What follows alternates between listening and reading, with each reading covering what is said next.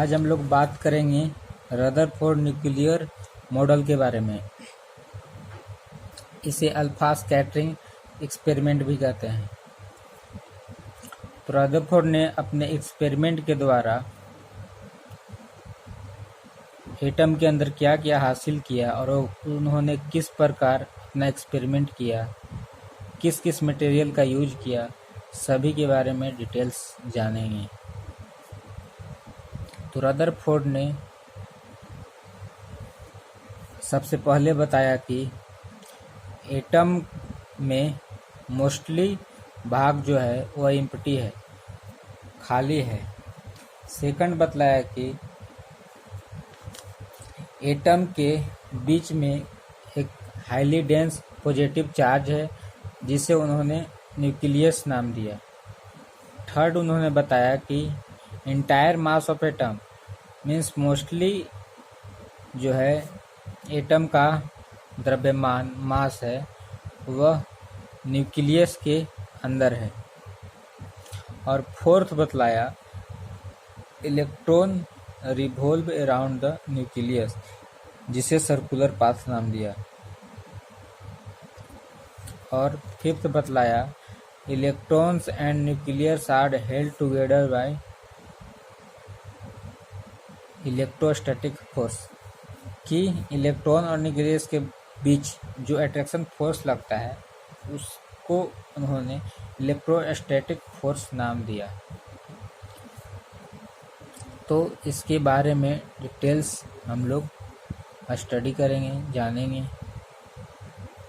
तो first of all हम लोग डिस्कस करते हैं कि आज हम लोग जैसे ही एटम का नाम लेते हैं तो सभी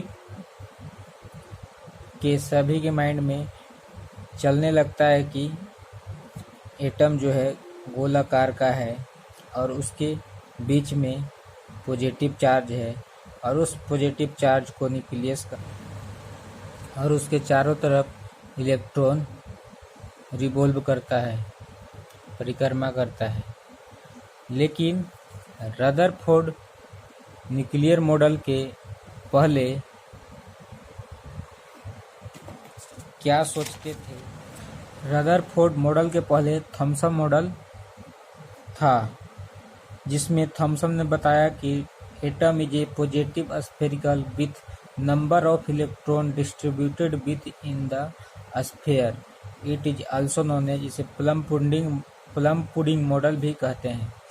तो थॉमसन बताया कि एटम जो है स्फेरिकल आकार का है जो पॉजिटिव है, पॉजिटिव स्फेरिकल है जिस पे इलेक्ट्रॉन डिस्ट्रीब्यूटेड रहता है। मीन्स पॉजिटिव चार्ज है, एटम जो है वो पॉजिटिव चार्ज में है और इसके ऊपर इलेक्ट्रॉन डिस्ट्रीब्यूटेड है थॉमसन एटॉमिक मॉडल के अनुसार। इसे प्लम पुडिंग मॉडल भी कहते हैं। पर इस मॉडल के बाद जो रदरफोर्ड ने अपने एक्सपेरिमेंट में बताया तो इनका एटॉमिक मॉडल फेल हो गया। तो अब बात करेंगे हम लोग रदरफोर्ड न्यूक्लियर मॉडल के बारे में। तो सबसे पहले रदरफोर्ड ने रेडियो एक्टिव एलिमेंट पोलोनियम और रेडियम को लिया।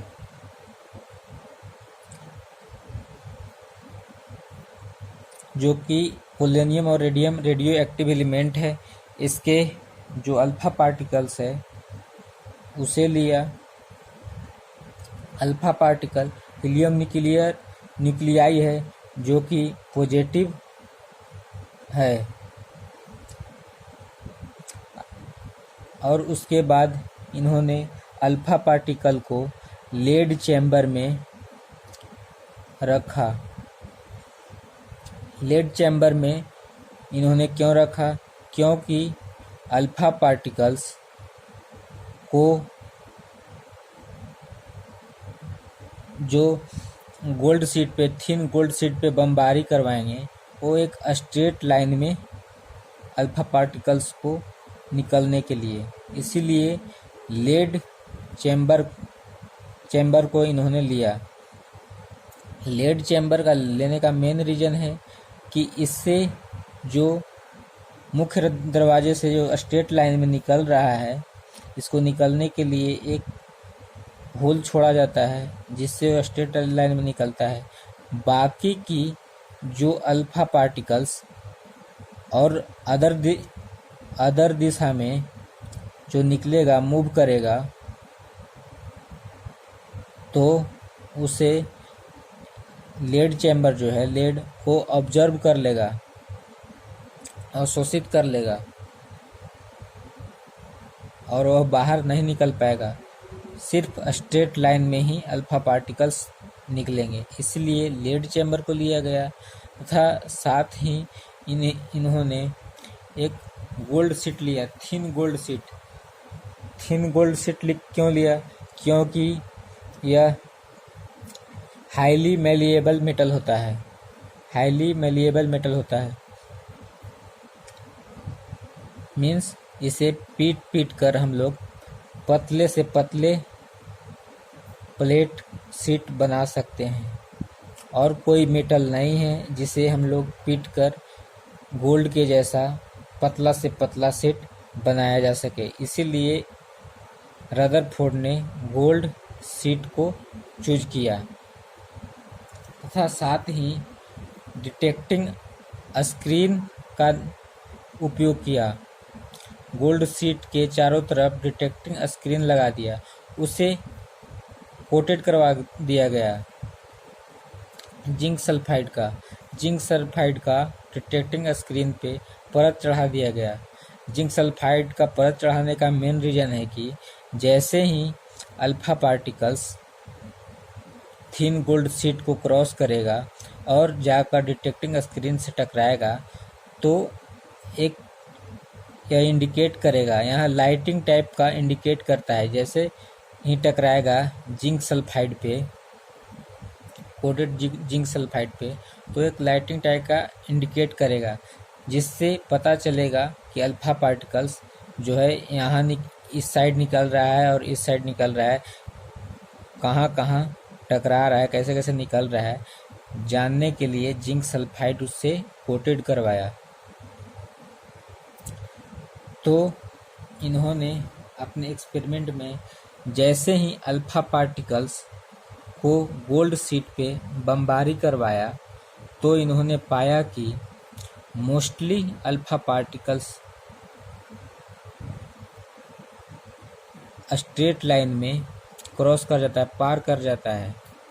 Mostly 99% alpha particles straight line से पास कर जाता है, और कुछ पार्टिकल्स ऐसे हैं जो कि अपने रास्ते से डिफ्लेक्ट हो जाते हैं। कुछ जो हैं डिफ्लेक्ट हो जाते हैं, और कुछ पार्टिकल्स जो हैं वो सेंटर से टकरा कर वो पीछे की ओर बैक कर जाते हैं, रिटर्न आ जाते हैं। जो रिटर्न आते हैं वो ये 180 डिग्री से रिटर्न आते हैं। 180 डिग्री पे देखा गया कि चूँकि अल्फा पार्टिकल्स बहुत ही छोटे होते हैं, तो उस छोटे पार्टिकल्स और अल्फा पार्टिकल्स जो है पॉजिटिव चार्ज है, और इस छोटे से पार्टिकल भी रिटर्न्स आ जा रहे हैं। तो अनुमान लगाया गया कि जो एटम है उसके सेंटर में कोई अदर पॉजिटिव चार्ज है, जिससे पॉजिटिव चार्ज मिल रहा है, तो उसको रिपल्सिव फोर्स दोनों के बीच लग रहा है, जिससे अल्फा पार्टिकल्स रिटर्न आ जा रहा है।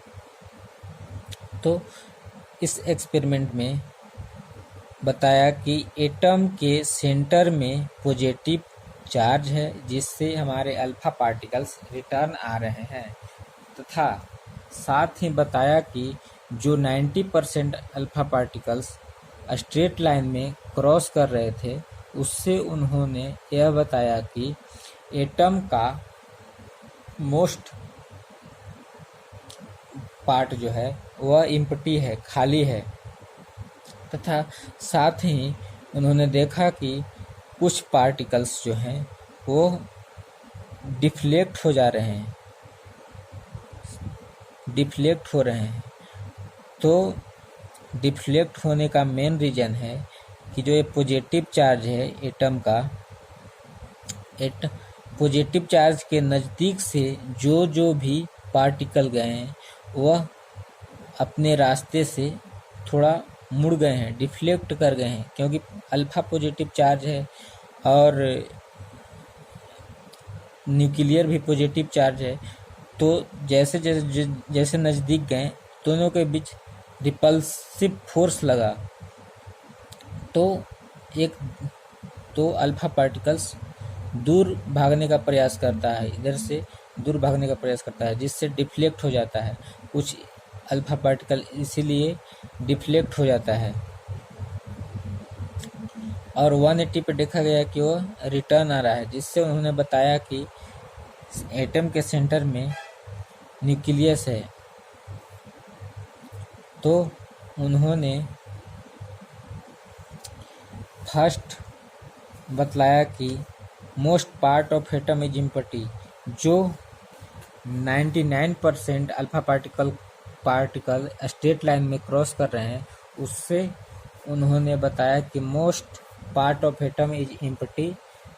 और सेकंड बतलाया atom possess a high dense positive charge centre called nucleus, means atom के सेंटर में हाईली डेंस, एटम के सेंटर में हाईली डेंस कोई पॉजिटिव चार्ज है, उसका नाम न्यूक्लियस दे दिया। और third, entire mass of atom is concerned inside the nucleus, mass atom का मोस्टली द्रव्यमान जो है वह सेंटर में है।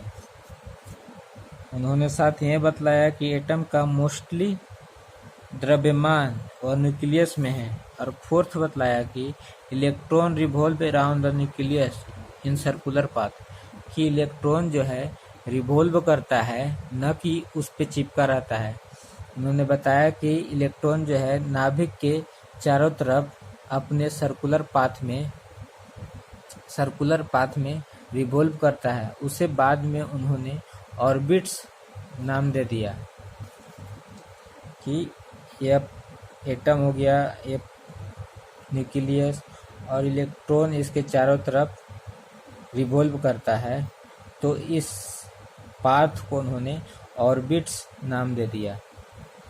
साथ ही पांचवा जो है fifth point, electrons and nucleus are held together by electrostatic force, means जो इलेक्ट्रॉन और न्यूक्लियस जो है पॉजिटिव और नेगेटिव चार्ज जो है उन दोनों के बीच में इलेक्ट्रोस्टैटिक फोर्स लग रहा है। अब बात करते हैं हम लोग रदरफोर्ड के ड्रॉबैक के बारे में। तो इनका फर्स्ट जो ड्रॉबैक है वो अकॉर्डिंग टू इलेक्ट्रोमैग्नेटिक थ्योरी के अनुसार फर्स्ट ड्रॉबैक है। तो इलेक्ट्रोमैग्नेटिक थ्योरी क्या कहता है, यह एक एटम है और बीच में इसका न्यूक्लियस है और इसके चारों तरफ इलेक्ट्रॉन रिवॉल्व करेगा। तो इलेक्ट्रोमैग्नेटिक थ्योरी बतलाता है कि कोई भी इलेक्ट्रॉन चार्ज पार्टिकल है, वह रिवॉल्व करेगा तो इसका एक्सीलरेशन चेंज होते जा रहा है। इसका यहाँ इलेक्ट्रॉन का एक्सीलरेशन कुछ है, फिर यहाँ से यहाँ रिवॉल्व करेगा तो फिर इसका एक्सीलरेशन इधर इस डायरेक्शन में कुछ हो जाएगा, इस डायरेक्शन में इसका एक्सीलरेशन कुछ है, फिर इसका एक्सीलरेशन यहाँ कुछ है। तो इलेक्ट्रोमैग्नेटिक थ्योरी बतलाता है when charged particles are accelerated they emit electromagnetic radiation which comes by electronic motion and thus orbit continue to shrink, so atom is unstable. Means कि जब भी कोई चार्ज पार्टिकल एक्सिलरेटेड होगा तो इलेक्ट्रोमैग्नेटिक रेडिएशन इमिट करता रहेगा, जिससे orbit धीरे धीरे श्रिंक करते जाएगा और वह एक ऐसा समय आएगा कि वो इलेक्ट्रॉन जो है एटम में आकर न्यूक्लियस में आकर गिर जाएगा। मीन्स जब इलेक्ट्रॉन रिवॉल्व करेगा और इलेक्ट्रोमैग्नेटिक रेडिएशन इमिट करेगा, जिससे इलेक्ट्रॉन का एनर्जी लॉस होते जाएगा और लॉस होने के दौरान यह धीरे धीरे अपना ऑर्बिट को श्रिंक करता जाएगा।